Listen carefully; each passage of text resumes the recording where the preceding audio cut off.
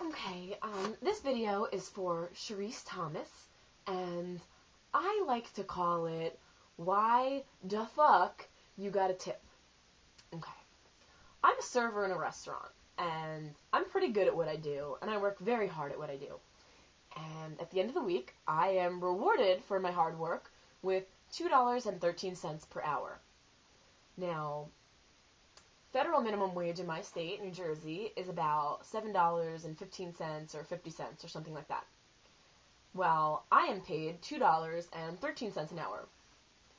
And I am paid substantially lower because I am what is referred to as a tipped position.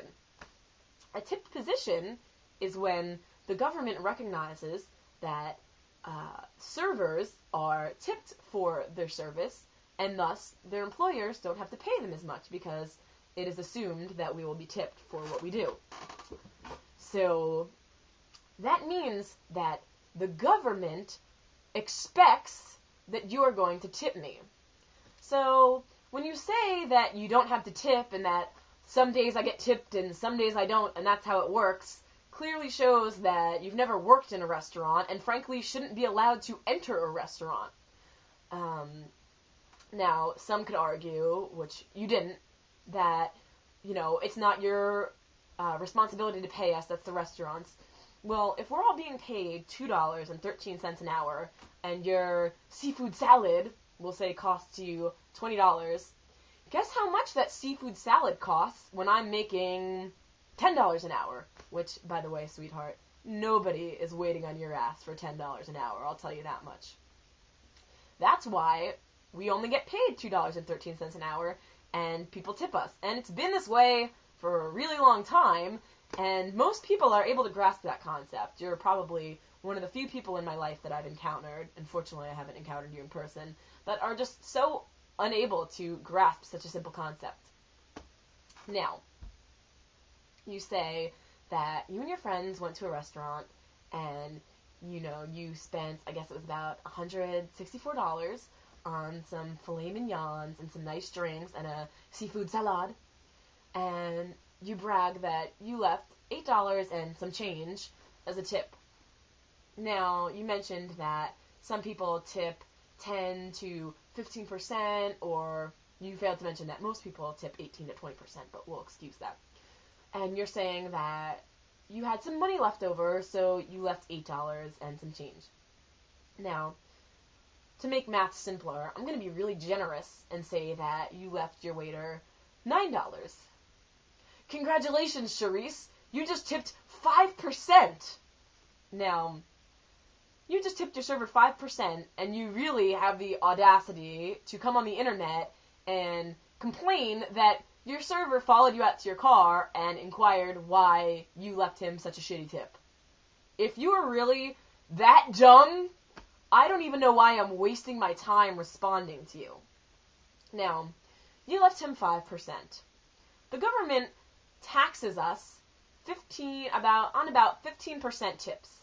So, for most restaurants, out of our net sales, they tax us 15%. So that means, let's say I sell $2,000 worth of food that night. I get taxed on 15% of that total sales. Now, if I'm not getting that 15%, then I'm being taxed on money that you never gave me. So you're leaving me $5, but I'm paying taxes on your seafood salad that I sold to you. I'm paying 15%, but you only gave me 5%. So in a way, you're kind of stealing from me. I won't say that's stealing, but you're saying that sometimes you don't have to leave a tip at all. Stiff a table. Now, when you stiff a waiter, that means that he's getting taxed 15% on money that you never gave to him at all. So, in a lot of instances, it works out that we have to pay in money. So, it just cost me money to wait on your ignorant ass for the past hour. So, I'm sorry. That is stealing. That is stealing from us. And if you don't believe that, then you can choose not to eat at a restaurant. You're saying that as long as you have money to pay for the meal, then it's fine. Sorry, no one else thinks that way because most people are able to leave a tip. Now, you said that your server came out and was complaining that he had to tip the busboy and the bartender because you did have some drinks. So, if this restaurant had a hostess, there's a chance your server has to tip out the hostess, he has to tip out the bartender who made your drinks for you, and he has to tip out the nice busboys who made sure you had a clean table to sit at and probably brought you a glass of water and cleaned up after you left. Now, at my restaurant, personally, we're required to give 15% to our busboys at the end of the night. So, your check was about, you said $164. So, most people would give 20% for good service. Now, 20% of 164 is roughly $32. So, we're going to say, let's say you tipped correctly and left $30. Now, I have to give 15% of that to the busboys. So 15% of 30 is roughly $5. We round up, so that's what we give them. So you only left $8. So 15% of $8 is about $1. So instead of the busboys getting $5, they're now getting $1. So you've not only screwed me, but you've screwed the bartender, the busboys, the hostess, and anyone else that your server was required to tip out. But especially your server, because again, he's paying taxes on money that he doesn't have. So if your server is nice, then he will tip out the busboys and the bartender on that $30 that you didn't leave him, and then he'll be short a whole lot of money. Now, you're saying that you don't have to tip and that sometimes you paid for the meal and that's enough, and that he should be glad that you left any money at all. Well, if it were me that you had waited on and that had been your server, and you're really lucky it wasn't, not only would I have followed you to your car, but I would have thrown your tip back at you, because clearly you need that $8 a lot more than we do, if you're that cheap that you can't afford to leave a decent tip, a 15% tip. If you don't have that money, if you don't have money to leave a tip, then you also don't have the money to go out and eat a meal at a restaurant. So there are some nice alternatives for you. You can go to some really nice establishments. You might know them.